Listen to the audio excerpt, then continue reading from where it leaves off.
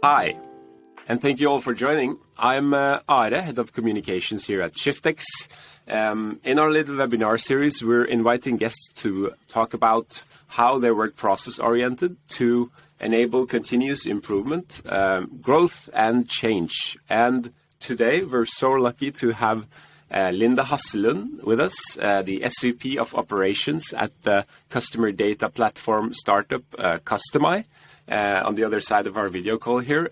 If you have any questions during our session, feel very free to ask them in our comment section and we'll answer them on the go. But over to you, Linda. How are you? I'm fine, thank you. It's a super day today in Copenhagen and it's just sunny today. Nice. Your headquarters are in Copenhagen, right? But you live in Sweden? Yeah, so I'm Swedish, but I'm commuting to Copenhagen. It's kind of ordinary here in the south of Sweden. So I'm here almost on a daily basis. So it's a nice commute, especially in this sunny kind of spring. Copenhagen is amazing. Yeah. I'm jealous. Yeah. So I'm here at our headquarters in Oslo. We want to keep this pretty short and sweet, so we'll just jump right in. Linda, could you start by telling us a little bit about how you help your customers at Custimy and what your role is at the company? Yep. So we work with the customers and e-commerce customers mainly that has a web shop working with their data. There is a lot of web commerce companies that have a lot of data. They have data from their email systems, from Facebook, Google Analytics, and from their web shop. And they don't really utilize all this data. And that's what we do. We take all that data and create smart segments for them so that they can see which customers are most valuable, which are their core customers. And then the most important part is, of course, to take action on that data and activate that in other platforms to create Facebook lookalikes and these kind of things. So trying to make it easy for the users to work with their data. I see. Interesting. And your role is obviously the SVP of Operations. What do you do as a daily? Yeah, I'm doing pretty much all the things that are bound with the customer success. I'm working with our customer success management team. Operations, which is also HR, but also our operations, and trying to figure out what kind of processes, what kind of things do we need, programs. Yes, it's kind of different days depending on which focus I have on the day. But there is a lot of things that needs to be settled brick by brick in building this company. So a lot of different things. Yeah, I can imagine, because you're not that old, like you still call yourself a startup, right? Yeah, we're 1.5 year old, and I've been on board for a year now. So things are happening quickly, and a lot is happening during this period. So yeah, it's exciting to see what the future brings. Yeah, cool. Because you to just talk a little bit about where you come from. You've also been you're working for the Swedish MarTech company Opsys for 11 years, and they're now like 250 employees. So I can imagine that's kind of a leap from the now pretty established company Opsys to Custimy. What's been the biggest differences for you? I think it's also, I mean, it's a huge difference changing company regardless of what you do. But coming from a bigger customer, I mean, Opsys is still not the huge kind of corporate businesses in that sense compared to maybe Tetra Pak or these huge businesses, but it's still a huge business compared to starting with 4 people in that sense. So, I mean, it's a learning curve every day. We need to look into every single small piece. Is this good enough? Is this what we need? Do we need this now? Or is it premature, or do we need to take it later on? And every day is about learning and getting these things in. I mean, we didn't have anything when we started. Being in Apsis, we had tools, we had everything.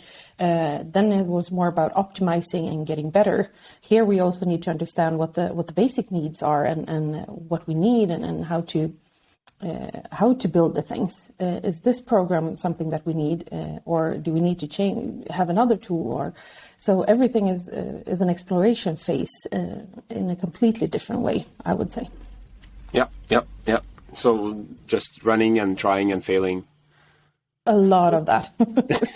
Yeah. No, but it's these small things. I mean, we felt in the start last spring that we need to have a CRM tool, for instance. And we knew that the bigger tools are too huge for us. So we started with one, and then we implemented that. Half a year later, we realized that it's not good enough for us. So then we need to change that and update that and start a new investigation. Okay, what's our needs now? And it happens in a much quicker pace as well at this stage than when you're a bigger company. Yeah. And we can also switch it easier. It's much easier when you don't have that much history and background stored in the background as well. So it's a lot about the trial and error, and I also think that people coming in a startup is also more likely to adapt to these changes, because you know that it's a very fluent world that you're going into when you're joining a company like this. Yeah. You're almost like 30 employees at Custimy at the moment, and as I understand, you're hiring at a pretty high speed these days. Yes. What made you want like a clearer structure on how your business processes look right now?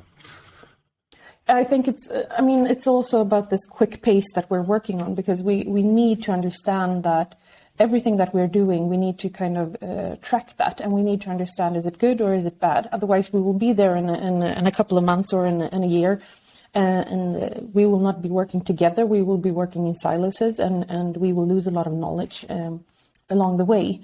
So for us, it's a lot about setting these processes from the start, so that we understand that, okay, this is the ownership for you, and this is the ownership for some other department, which also hopefully decreases the risk of things slipping, and that we're missing something as well. And it's super important for us as well, because it also makes us scalable in a completely different way. Because if we know that you have a responsibility to do certain things, you also know that you need to learn your new employees coming in about these things. So all the knowledge is easier to transfer down, and we also minimize the risk of losing the knowledge if someone leaves us. And for everyone joining us, maybe from a customer perspective or from a team perspective, it's super important for us to keep the knowledge and make everyone feel that we're in control of what we're doing, and that's easier when you know the different steps that needs to be taken. Yeah. You can only wing things to a certain extent. Yeah, right. Yeah, exactly. And how is that going? Like is it always easy to get people to join in on documenting? No.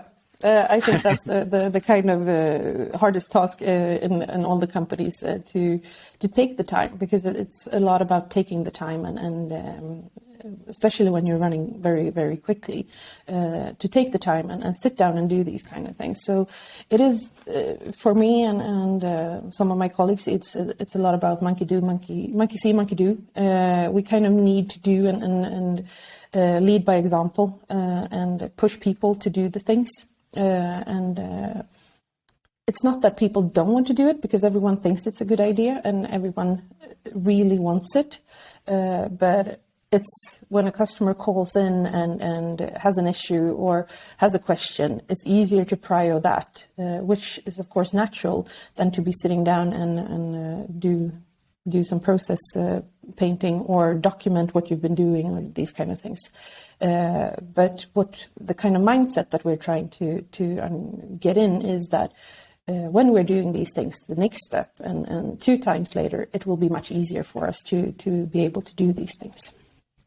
Yeah, and in practical terms, like, is it often you that keep a hold on all the processes and start the mapping process or mapping the processes, or do you delegate out to different process owners at the company and then they start structuring their parts? It's been a little bit different, to be honest. We have some teams that are where it's more natural, the development teams and data science teams. For them, it's more natural to work in this a little bit more standardized way and maybe thinking in processes, while other departments, it's not as natural to work and think in this ways. But it is looking at the customer success and the customer journey. We have sales and customer success working together to map these ones out. So I'm not involved in that. They are doing that by themselves and sharing and adapting and updating as we go, because we learn new things every day in the different processes when they're coming in. So it's not only me, but we are also pushing the ones that should be responsible for them. Yeah, interesting. Yeah, because I've heard different stories in different companies and how you, like, some people really want to keep them close and map out and then get input, but others really delegate out to the different sections and departments. But yeah. Yeah, and I think that's, from our perspective, that's what we try to do with pretty much everything that we do. We try to delegate the responsibility, and if you're responsible for some of the parts, you kind of need to take it all the way through, and this is a part of that. It's the same when you're a manager and you need to hire people as well. Then you need to take the responsibilities of all these parts in hiring. It's the same with the process. If you're responsible for a part of the process, you need to take that responsibility. It might sound harsh, but I'm not that harsh when we're talking about it internally. But it's also about, like, involving the company and I think you have a much higher probability for success if you really manage to involve the people around you also, and not just keep all the processes and all the documenting for yourself. Obviously, no, I agree. It's about doing it together. I mean, we are here as a team, and we need every bit and piece of every person right now, because we don't have any spare people. So everyone needs to understand, and also when they are adding more people to their team, it will be easier for them to transfer that knowledge, instead of if me or someone else from operations coming in and trying to adapt and explain their own processes. So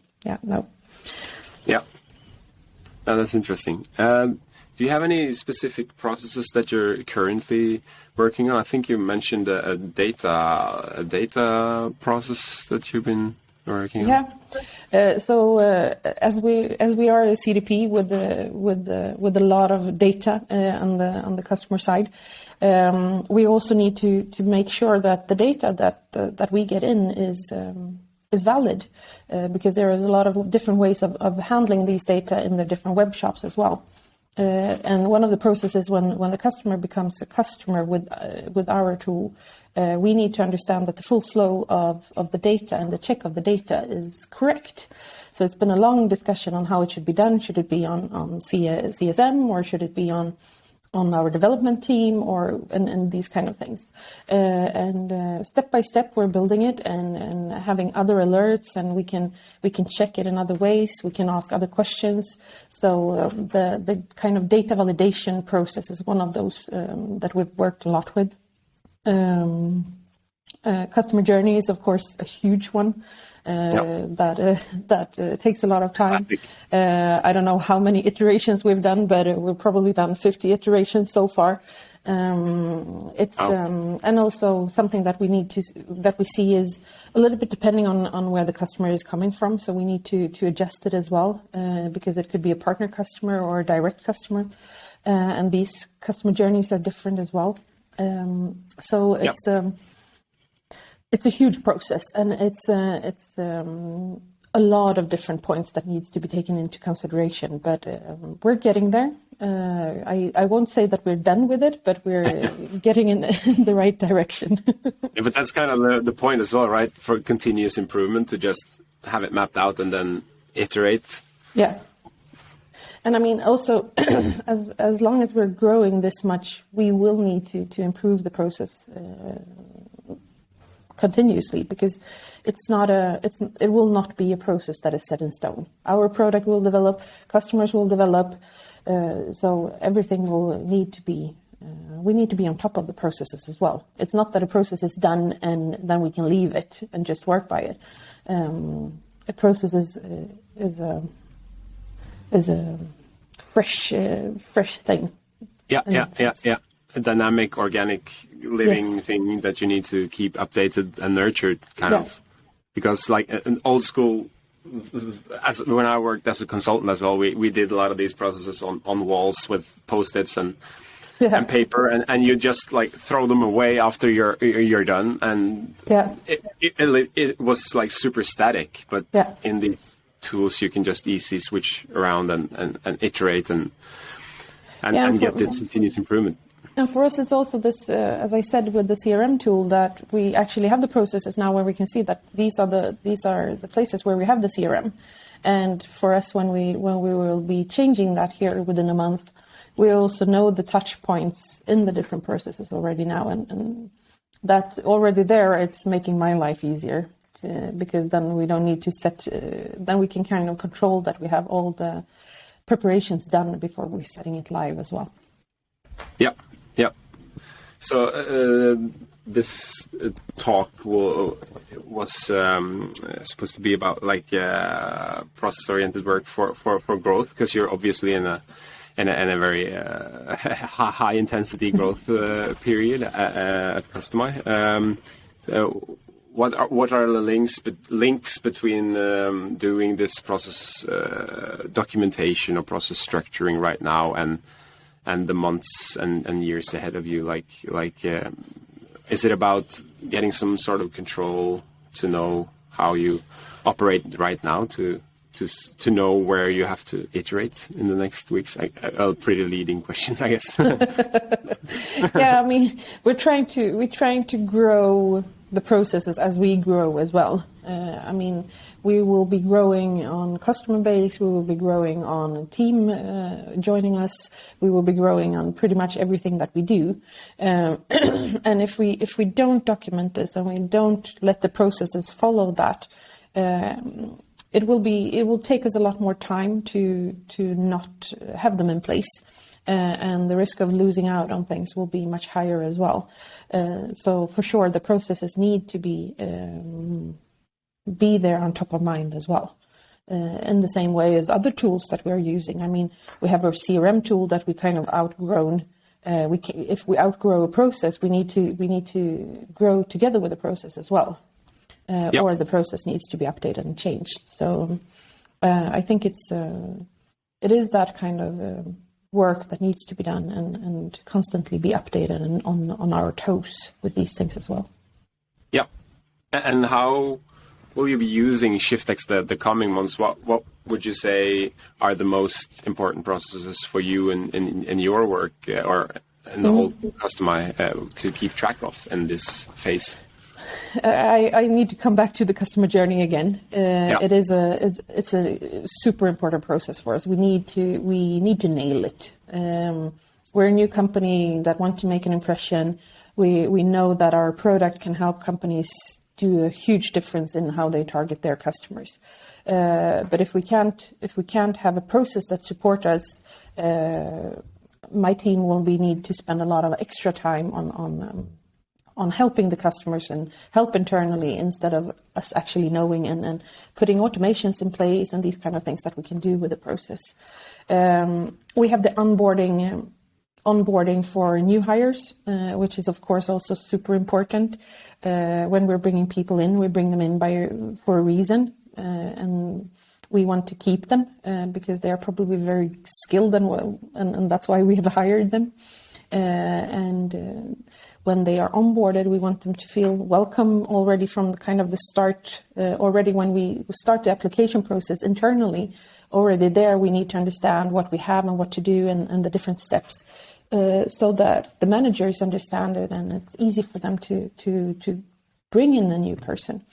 And the onboarding and the kind of final point is also to understand how long is an onboarding within our company. When are you really onboarded as a new hire? So there are still some question marks that are not really done there either. I think those are two of the biggest ones, and then we still have the data validation and kind of the entire flow regarding that. We actually have one more, and that's the information flow within the company. I think every company struggles with that, and how do we get the different departments and information to flow, and so that everyone is aware and that we're talking the same language, and that all the information gets from sales to development and back, and CSM and sales are aligned, and so it's the information flow is a huge one as well. Yeah. And how do you do that, like specifically when you see the need to have this documented? Would you call into a workshop with the people you think are the right people, or would you start mapping yourself and then ask for input, or how would you go forward? It's been a little bit depending on the processes that we've been working on. And some of the process regarding the customer journey, as I mentioned previously, sales have been doing some parts, and then CSM is doing some parts, and then we combine and sit and discuss together. The data validation, we started to sit together and started to kind of started to draw something, because then we can start discussing after that, because it's super hard for me to start looking into how does it work in the development side. So then it's better to have a workshop to understand the different parts of the company and what we need to do in the different departments. Yeah. So it all depends. Yeah, right, exactly. Yeah, because that was why we kind of started, or the founder started ShiftX in the first place, was to really connect all the different departments and to get them to talk together, because that's kind of at least that's what we found is kind of the core value of working this way, is kind of getting the right people to talk together at the right time and share. It's been very great talking to you. We're getting close to the end of our talk here, but before we end, do you have any best practice advice or key learnings or takeaways you want to serve the listeners before we say goodbye? Yeah, because I have all the good answers. No, I think it's super important to just get started. Nothing will be perfect from the start, and we're far from done. And I think just to realize that a process won't be perfect the first time we sketch it out is super important, because otherwise the ambition gets so high, so you don't even get halfway. But if you start halfway and then build instead, I think that's easier. And at least where we are right now. Yeah. So just get started. Right. To be okay with not everything being perfect, but just getting a starting point up and take it from there. Yeah. Now that's very good advice. Thank you so much for joining us, Linda, and thank you so much for watching. If you liked our talk, feel very free to follow Custimy on LinkedIn and ShiftX on LinkedIn, and keep updated on the next upcoming webinars. Check us out at shiftx.com. Hope you'll join us later, and goodbye. Have a nice day. See you.